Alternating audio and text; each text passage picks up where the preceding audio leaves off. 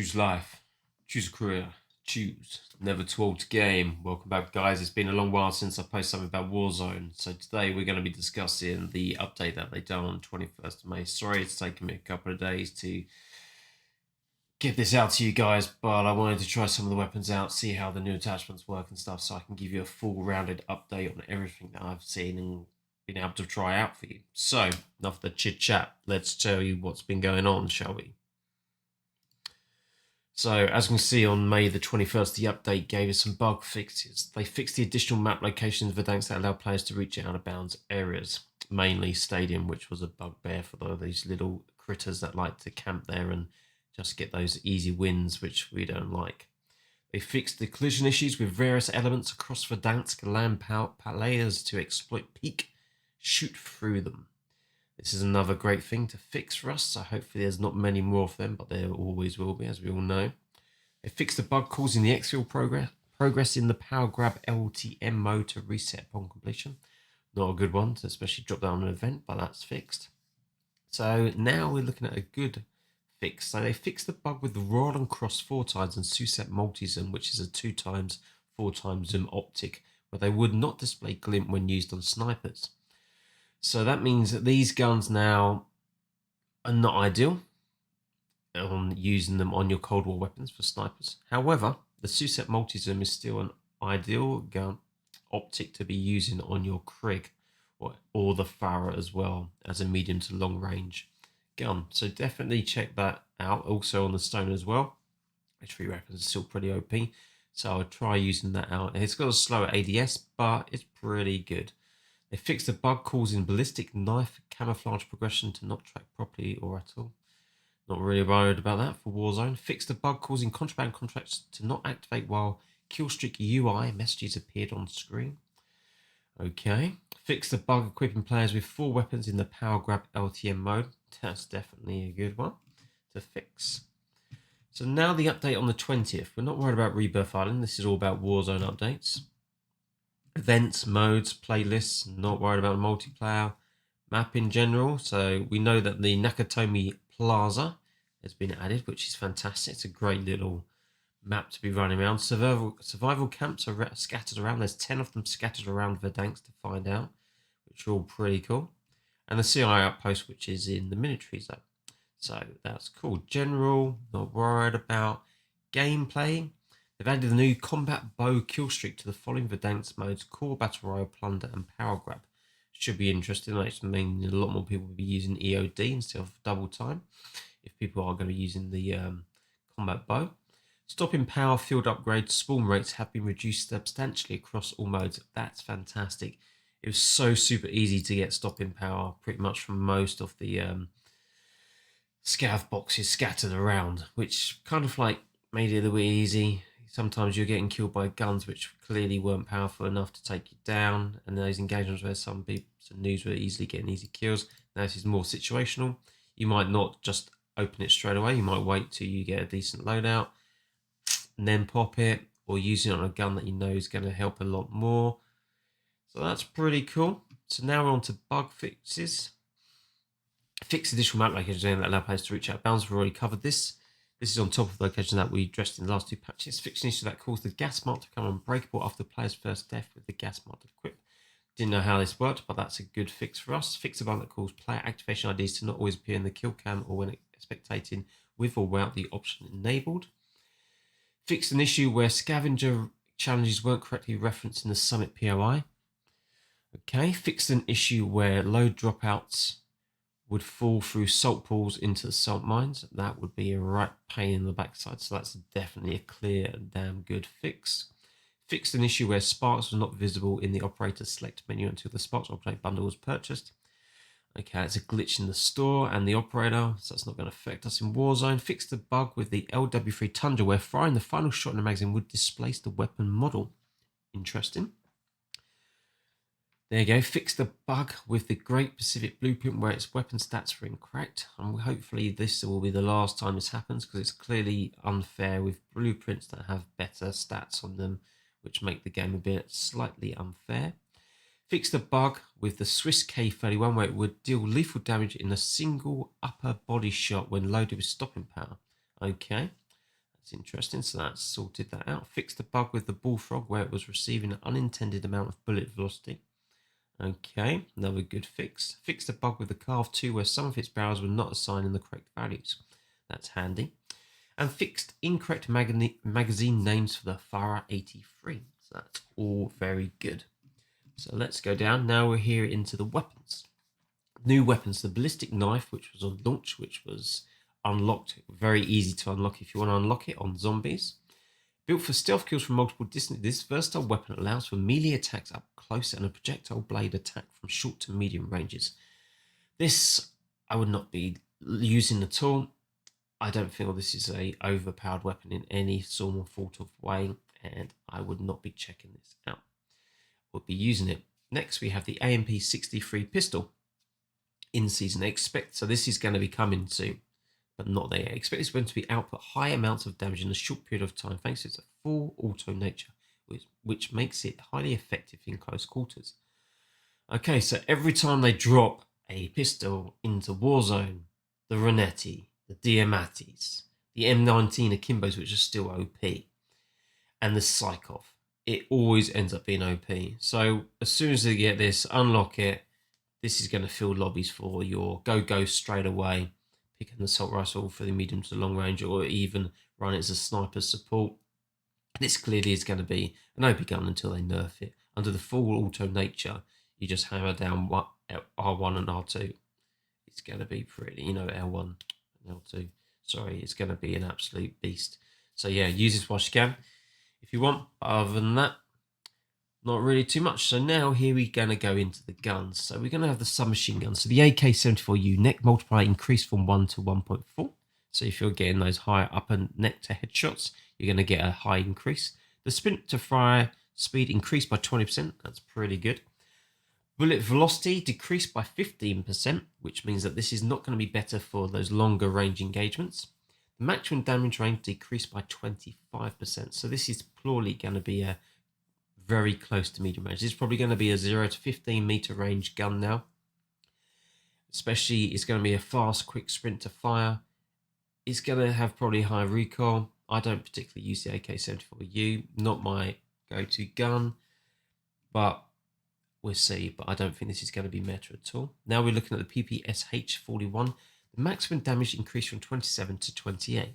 This is going to probably pretty much going to mean that usually with this gun, I think it was like 10 shots for a kill. It's going to take it down to 9. That's pretty good. We believe that the PPsh F1 is on the brink of being able to contest some of the strongest submachine guns. This damage bump will undoubtedly have the PPsh 41 joining other high-tier SMGs as a contender for that spot. Guys, I've been trying this out, and I'm going to show my loadout later, and I think the PPsh is the best SMG that we can use now. We can also adjust it as well for it to be a short to medium range gun, so an ideal sniper support gun or a great gun to pair with an assault rifle. All we have to do is change the attachment on the single suppressors, but we'll touch on that later. So snipers, all Black Ops Cold War sniper base optics have been adjusted.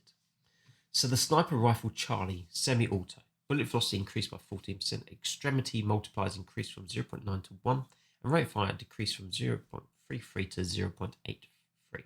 So that's a massive decrease from 33 to 83. So that's a big hit on there. Now we're looking at the LW3 Tundra. Aiming stability increased. This is handy. So this is going to help us a lot more with the ADS.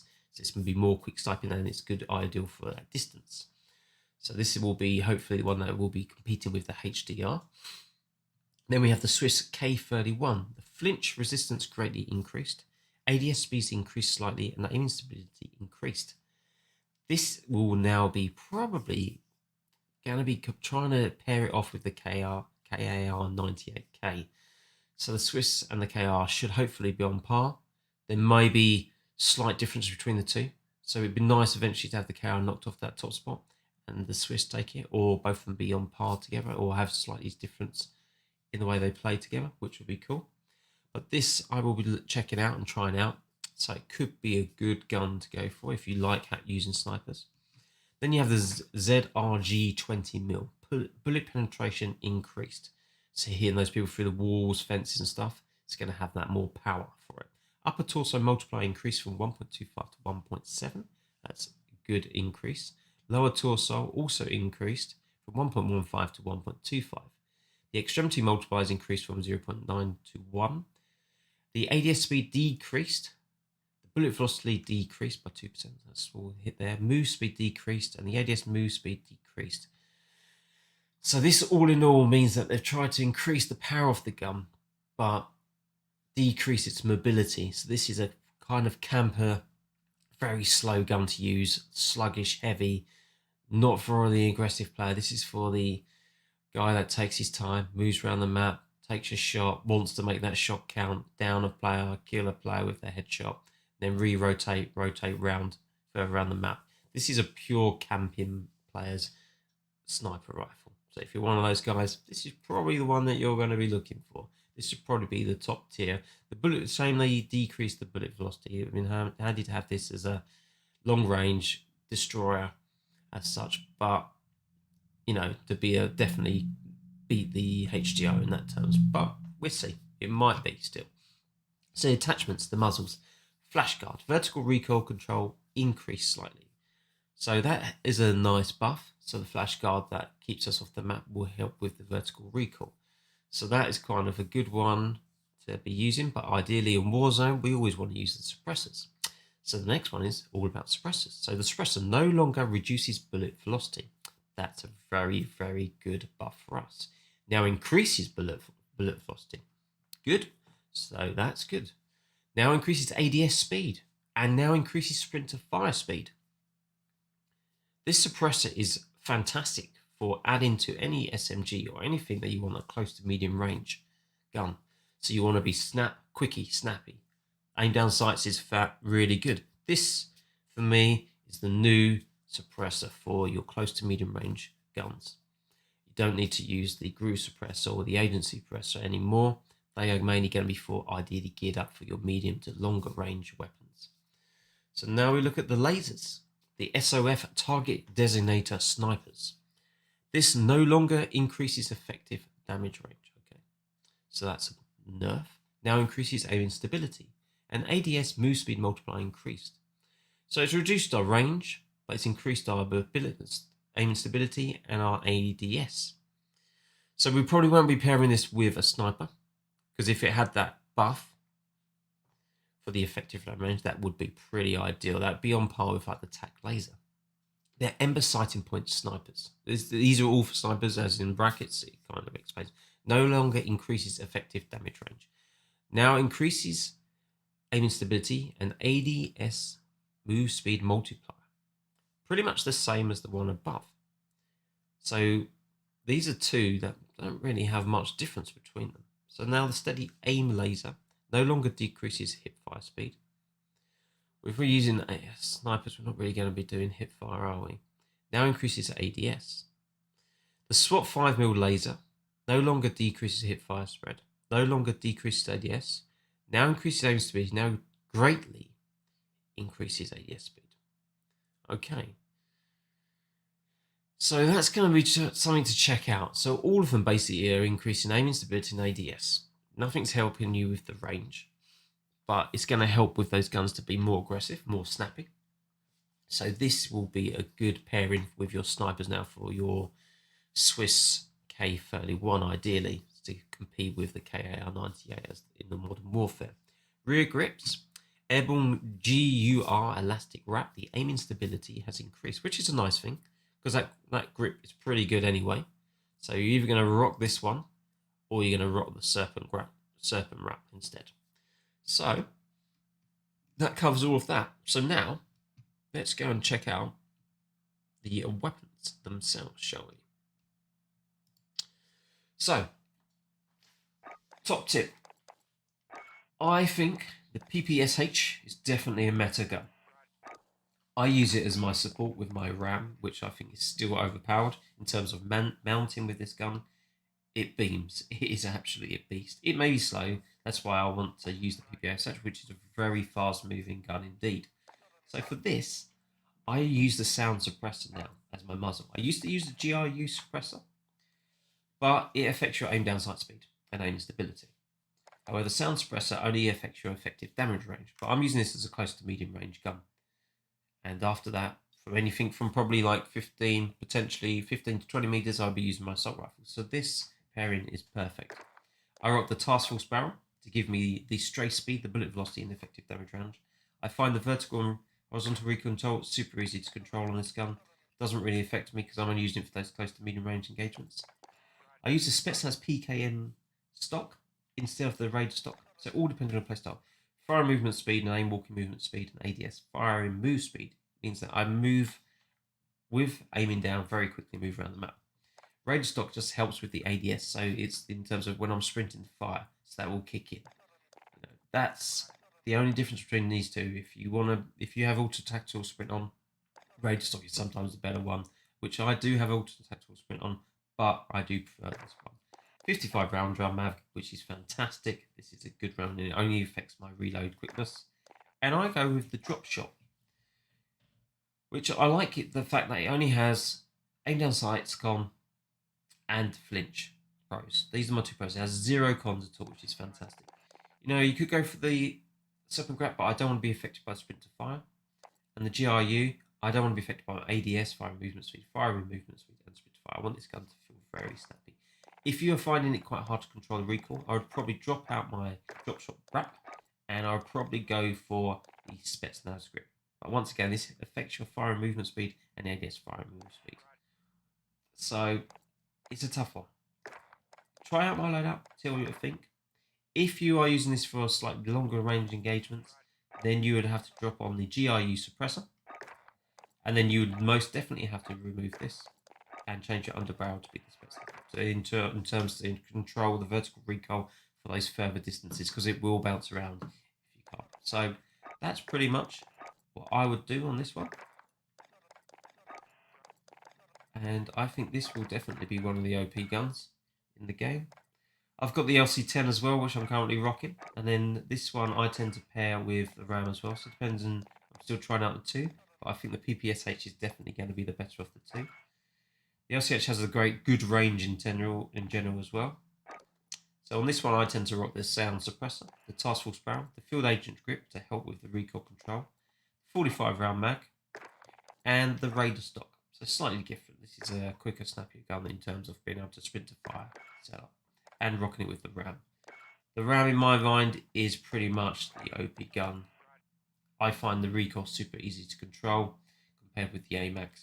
If you are looking to use the RAM, definitely rock the monolithic suppressor, the FSSS Ranger barrel, the VLK optic, ideally with this lovely clear T-pose reticle, which makes it very clean and crisp when you're taking down players. Oops. And the Commando foregrip and the 50 round mag. This gun is absolute beast. I tend to go with double time, overkill, and amped with thermite and heartbeat sensor as my first. I hope you guys like this content. Make sure you like and subscribe. Check you guys out in the next update or the next drop I'll be doing on YouTube. Thank you very much.